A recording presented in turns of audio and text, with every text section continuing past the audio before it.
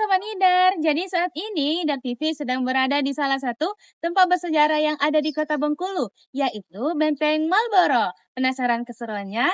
Yuk ikutin kita terus! Dari sini saja, bangunannya sudah terlihat begitu megah dan kokoh. Yang lebih menarik lagi, tiket masuk ke Benteng Marlboro ini sangat terjangkau. Cukup 5.000 per orang, kalian sudah bisa masuk dan menjelajahi setiap sudut benteng sambil mengenal lebih dekat sejarah Bengkulu.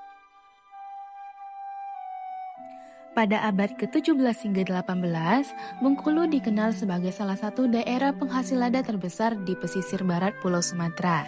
Pada masa itu, lada merupakan komoditas bernilai sangat tinggi, bahkan dijuluki sebagai emas hitam karena menjadi incaran berbagai bangsa Eropa.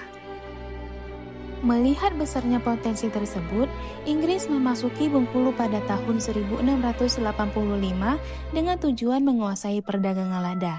Kehadiran Inggris juga menjadi bagian dari persaingan dengan Belanda yang saat itu telah lebih dahulu menguasai perdagangan di Batavia. Untuk mempertahankan kekuasaan dan melindungi kepentingan dagangnya, Inggris membangun Benteng Marlboro sebagai pusat pertahanan sekaligus pemerintahan. Pembangunan benteng ini dimulai pada tahun 1714 dan selesai hingga tahun 1719 di bawah kepemimpinan Gubernur Joseph Polet. Nama Marlboro sendiri diambil dari nama Duke of Marlborough, yaitu seorang bangsawan sekaligus panglima militer Inggris yang sangat berpengaruh pada masanya.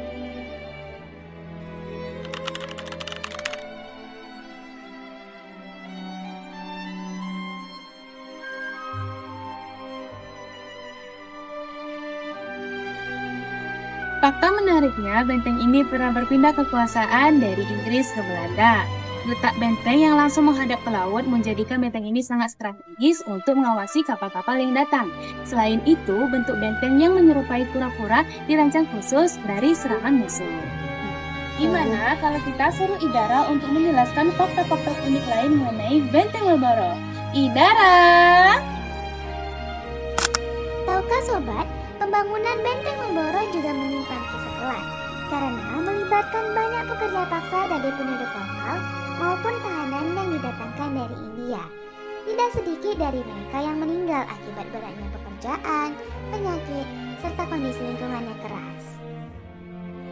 Sepanjang sejarahnya, benteng terbesar se-Asia Tenggara ini menjadi saksi berbagai peristiwa penting. Pada tahun 1760, benteng ini sempat dikuasai oleh Prancis sebelum akhirnya kembali berada di bawah kendali Inggris. Selanjutnya, melalui Traktat London tahun 1824, Bengkulu diserahkan oleh Inggris kepada Belanda sehingga kepemilikan benteng turut berpindah tangan. Setelah Indonesia merdeka, Benteng Marlboro ditetapkan sebagai cagar budaya dan kini menjadi salah satu wisata sejarah paling menarik dan ikonik di Bengkulu. Keberadaan benteng ini menjadi bukti perjalanan penting sejarah Bengkulu, mulai dari kejayaan perdagangan lada hingga warisan budaya yang terus dijaga dan dilestarikan sebagai bagian dari identitas daerah. Tahukah sobat, dilansir dari merdeka.com, ketika Inggris berada di tanah Bengkulu, Benteng Marlboro pernah sempat dibakar oleh masyarakat pribumi.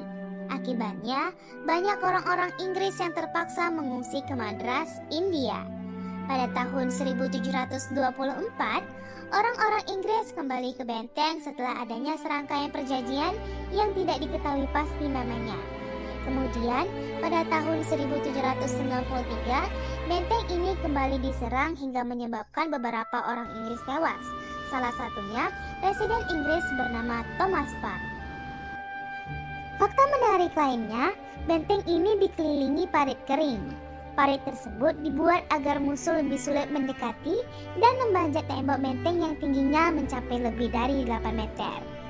Yang lebih mengagukan lagi, meski sudah berusia lebih dari 300 tahun dan pernah mengalami gempa besar di Bengkulu, struktur utama Benteng Marlboro tetap berdiri kokoh. Hal ini menunjukkan betapa kuatnya teknik pembangunan benteng pada masa kolonial. Oke Sobat Ngidar, sampai di sini saja perjalanan kita hari ini. Sampai jumpa di perjalanan berikutnya. Bye, Sobat Ngidar. Bye-bye.